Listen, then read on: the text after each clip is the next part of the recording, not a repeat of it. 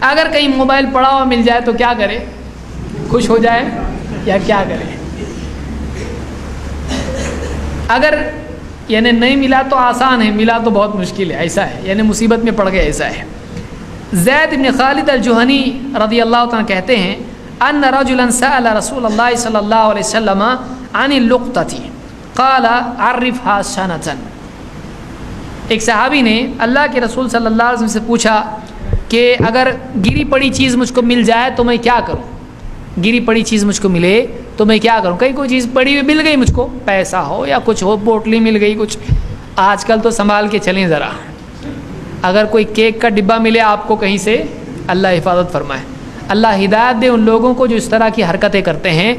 انسانیت کے لیے خطرہ پیدا کرتے ہیں، مصیبت پیدا کرتے ہیں۔ اسی لیے آپ دیکھیے SMS پولیس کی طرف سے بھی آ رہے ہیں کہ اگر آپ کو کہیں کچھ، اگر سائیکل کے آگے کے حصے میں کوئی ڈبہ یا تھیلی ملے، فوراً 100 کو آپ کال کریں، اور یقینی طور پر آپ موبائل سے اپنے کال کریں، یہ بھی ایک فائدہ ہے اس کا، موبائل کے فائدوں میں یہ بھی ہے۔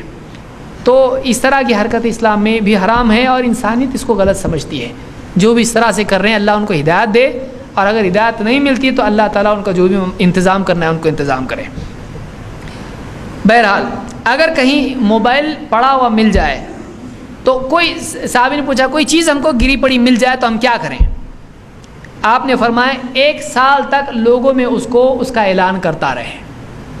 1 سال تک لوگوں کو بتاؤ کہ ہم کو ایک چیز ملی، یہ نہیں کہ یہ موبائل کس کا ہے تو پوری پبلک دوڑتے آئے گی آپ کے پاس، آپ کو کہاں ملا، ایسا ہو جائے گا۔ تو یہ نہیں، آپ اعلان ایسا کر سکتے ہیں کہ کسی کا کچھ یہاں کھو گیا ہے کیا، تو آپ وہ آگے بتائے گا ہاں میں موبائل میرا یہاں گر گیا، اچھا کیسا موبائل ہے آپ کا، یہ نہیں کہ آپ پہلے سے بتا دیا فلاں کمپنی کا ہے، اس کا یہ نمبر ہے، تو کوئی بھی آ کے لے سکتا ہے۔ آپ بول سکتے ہو کہ فلاں کا کوئی چیز کھو گئی تو مجھ سے ملو آ کے، یا کوئی وہاں پہ یعنی چٹھی، یا کوئی اگر ایسا ادارہ ہو جہاں پر کوئی بھی چیزیں جمع ہوتی ہوں اور لوگ جا کے وہاں سے، ایسا ہونا چاہیے۔ حج کے سیزن میں ایسا ہوتا ہے، میں سمجھتا ہوں سعودی وغیرہ میں، تو ایسا ہر علاقے میں ہونا چاہیے کہ کوئی بھی چیزیں وہاں آدمی جمع کر دے اور لوگ وہاں جا کے اپنی چیز کی علامت بتائیں اور اپنی چیز لے لیں، اس کا ٹوکن وغیرہ جو بھی ہے، جو بھی دینے کا خرچہ ان کو بھی دے دیں۔ تو ایسا ہونا چاہیے، یہ بہتر ہے، لیکن یہ بہت بڑا کام ہے، یہ مشکل کام ہے۔ تو آپ نے فرمایا کہ 1 سال تک اس کی پہچان کرا، ثم اعرف وکاءها وعفاصها ثم استنفق بها،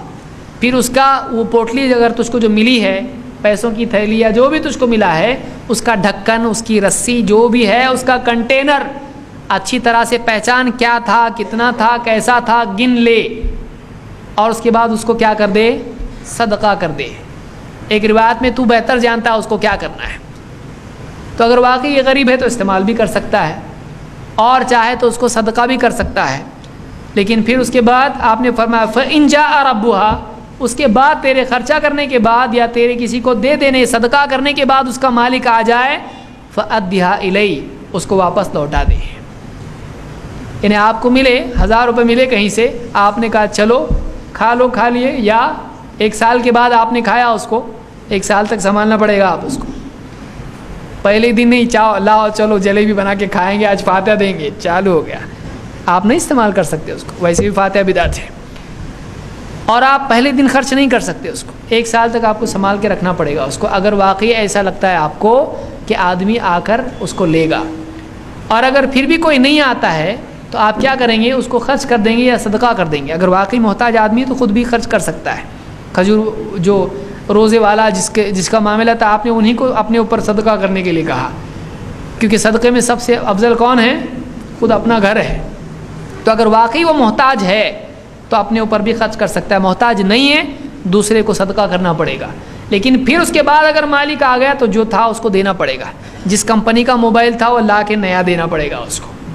یا جو پیسے جتنے ملے تھے اتنے پیسے اس کو دینے پڑیں گے۔ تو یہ اس کا شرعی حکم ہے، تو نہیں ملنا اچھا، آدمی کے لیے اس کی ذمہ داری ہو جاتی کہ پہنچائے اس کو۔ تو یہ بخاری اور مسلم کی حدیث ہے۔